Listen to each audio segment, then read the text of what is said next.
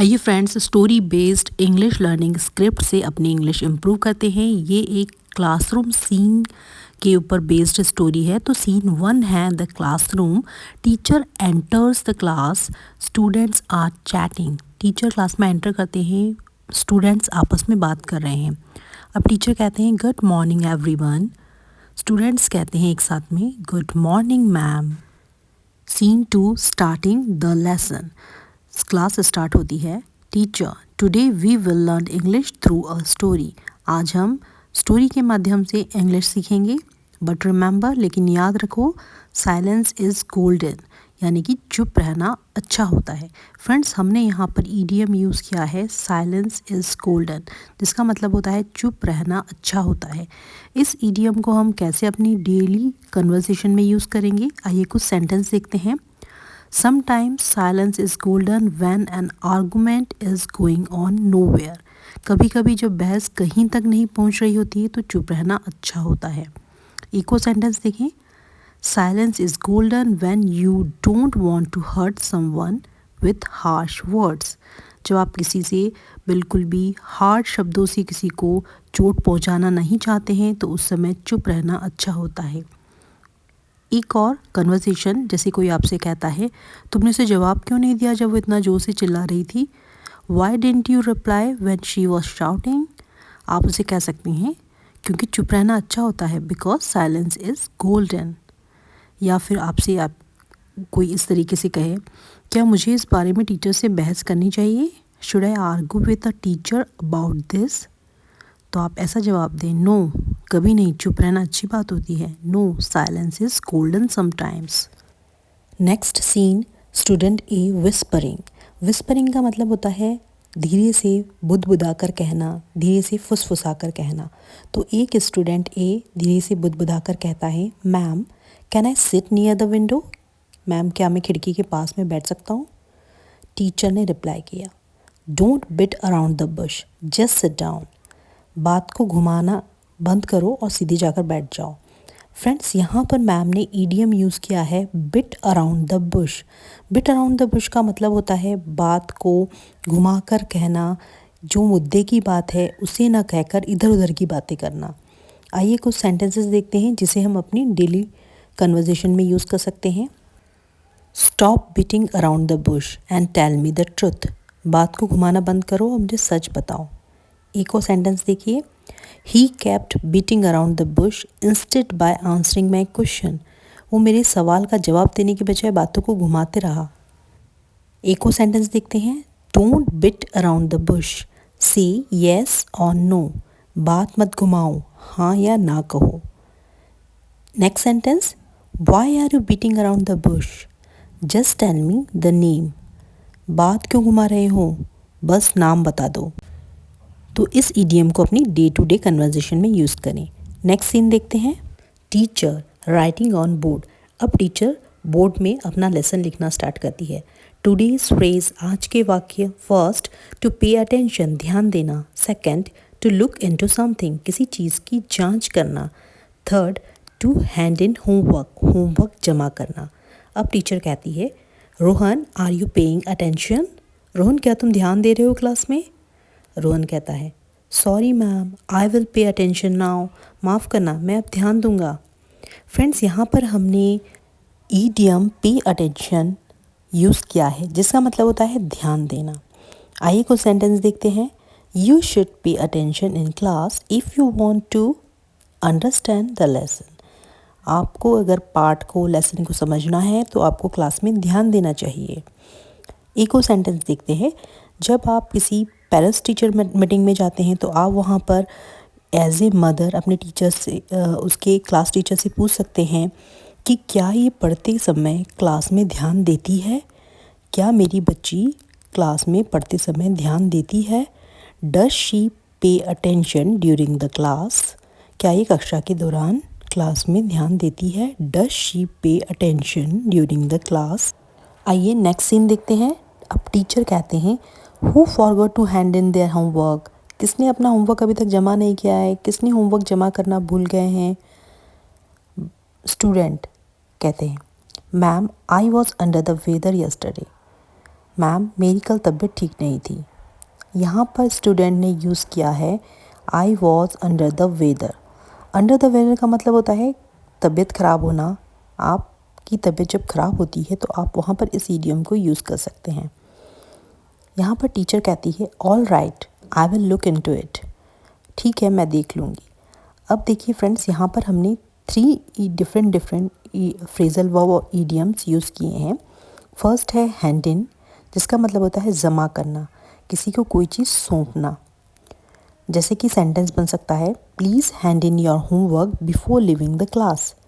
Class छोड़ने से पहले अपना होमवर्क जमा कर दो। दूसरा फ्रेजल वर्ब है लुक इनटू। लुक इनटू मतलब होता है जांच करना, सर्च करना कोई चीज़ को। इस तरीके से सेंटेंस बनाएं, the police will look into the matter very carefully. Police इस मामले की जांच अच्छे से करेगी। ईडियम अंडर द वेदर, इसका मतलब होता है आप अस्वस्थ हैं, आपकी तबीयत खराब है। I am feeling under the weather today so I will not go to school. आज मेरी तबीयत खराब है इसलिए मैं स्कूल नहीं जाऊँगा। Last scene wrap up. रैपअप मतलब होता है क्लास का एंडिंग। यहाँ पर टीचर कहती है remember students practice makes main perfect. याद रखो बच्चों, अभ्यास इंसान को परिपूर्ण बनाता है। स्टूडेंट्स टुगेदर, स्टूडेंट्स एक साथ में कहते हैं थैंक यू मैम, धन्यवाद मैम। फ्रेंड्स, मैडम ने यहाँ पर practice makes perfect idiom use किया है, जिसका मतलब होता है कि अभ्यास से पूर्णता आती है। कोई भी यदि आप प्रैक्टिस करते हैं उससे आपके अंदर परफेक्शन आता है। आइए सेंटेंस देखते हैं। Keep writing every day because practice makes perfect. रोज़ लिखते रहो क्योंकि अभ्यास से पूर्णता आती है। एक और sentence, if you want to become a good English speaker remember that practice makes perfect. अगर तुम एक अच्छा वक्ता, इंग्लिश अच्छा बोलना चाहते हो तो याद रखो कि अभ्यास से पूर्णता आती है। इको sentence, playing the guitar is hard at first but don't give up practice makes perfect. शुरुआत में गिटार बजाना थोड़ा मुश्किल होता है लेकिन हार मत मानो, अभ्यास से पूर्णता आती है। एक और last sentence, I believe that practice makes perfect so I study English every day. मैं मानता हूँ कि अभ्यास से परिपूर्णता आती है इसलिए मैं रोज़ इंग्लिश पढ़ता हूँ। फ्रेंड्स, मैंने यहाँ पर आपके लिए एक शॉर्ट स्टोरी बना दी है जिससे कि आपको ये सारे ईडियम और फ्रेज याद रहें। The curious case of the missing homework. Ravi was always a bright student but he often forgot to pay attention in class. One day, Miss Mehra reminded the students, tomorrow you must hand in your science projects. Ravi nodded but didn't really listen. Nodded का मतलब होता है अपना sir हिलाना। Didn't really listen मतलब उसने ध्यान से नहीं सुना। The next he came to school empty handed. Empty handed मतलब खाली हाथ आया। Where is your project? Miss Mehra asked. Oh, I think my dog ate it. Mister Mehra ने जब पूछा तुम्हारा प्रोजेक्ट कहाँ है तो उसने कहा शायद इसे डॉग ने खा लिया है। रवि मम्बल्ड। मम्बल्ड का मतलब होता है बुदबुदाना। Trying to beat around the bush instead of telling the truth.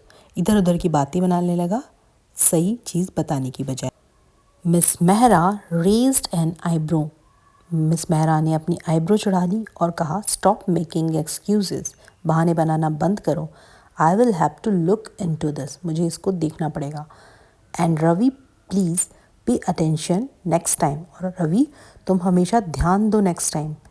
एम्बरेस्ड। एम्बरेस्ड मतलब होता है शर्मिंदा होना। शर्मिंदा होकर रवि सैट डाउन, बैठ गया। His best friend Neha whispered. Whispered मतलब होता है फुसफुसाना, धीरे से बोलना। उसकी जो बेस्ट फ्रेंड नेहा ने फुसफुसाते हुए कहा you should have just said nothing. तुम्हें कुछ भी नहीं कहना चाहिए था। You know silence is golden. तुम्हें पता है ना चुप रहना बेहतर है। That day Ravi felt under the weather. उस दिन रवि की तबीयत खराब हो गई। Maybe because of guilt. शायद उसने जो भी क्राइम किया था या जो भी जुर्म किया था उस कारण से। और may be because he really was getting a cold. Getting a cold का मतलब होता है सर्दी लग जाना या ज़ुकाम हो जाना। तो शायद उसको ज़ुकाम हो गया था इसलिए हो सकता है। एट लंच, दोपहर के खाने के वक्त, ही टोल्ड नेहा, उसने नेहा से कहा, फ्रॉम नाउ ऑन मतलब मैंने आज से ही, I will start really and do my homework on time, आज से मैं हमेशा पहले ही अपना होमवर्क कर लिया करूँगा। शी स्माइल्ड एंड सैड, उसने कहा, उसकी फ्रेंड नेहा ने हंसते हुए कहा, गुड आइडिया, बहुत ही अच्छा आइडिया है। रिमेंबर, याद रखो, प्रैक्टिस मेक्स परफेक्ट, अभ्यास से पूर्णता आती है। So friends, I hope video आपको बहुत पसंद आई होगी। फ्रेंड्स, इन सारे ईडियम और फ्रेजेस को अपनी एक नोटबुक में ज़रूर लिखें और बार बार बोलने की प्रैक्टिस करें, अपने खुद से एक सेंटेंस बनाएं और उन्हें अपनी डेली कन्वर्सेशन में यूज़ करें। सो फ्रेंड्स, यदि आपको ये वीडियो पसंद आई होगी, if this video add any value in your English learning journey, please do subscribe my channel. Friends, मेरे चैनल को सब्सक्राइब करें जिससे कि मुझे आपका प्यार और मोटिवेशन मिलता रहे नेक्स्ट वीडियो बनाने के लिए। तो फ्रेंड्स, इन सारे फ्रेजेस को यदि आप स्टोरी फॉर्मेशन में एक और नया स्टोरी बनाकर आप मुझे कमेंट सेक्शन में कमेंट भी कर सकते हैं यदि आपको ये अच्छे से पसंद आई है और समझ आई है। तो फ्रेंड्स, मुझे कमेंट सेक्शन में ज़रूर कमेंट करें कि क्या आपको इस तरीके की जो स्टोरीज़ के माध्यम से आपको इंग्लिश पढ़ने में मज़ा आ रहा है, क्या आपकी इंग्लिश इम्प्रूव हो रही है। तो फ्रेंड्स, मुझे आपके इन कमेंट का हमेशा से इंतज़ार रहेगा। यदि वीडियो पसंद आई है तो एक छोटा सा लाइक करें, छोटा सा कमेंट करें और चैनल को ज़रूर सब्सक्राइब करें। मैं मिलती हूँ आपको नेक्स्ट वीडियो में नए इंग्लिश लेसन्स के साथ में। Till then, take care, keep learning, keep watching, keep growing. Thanks for watching my videos.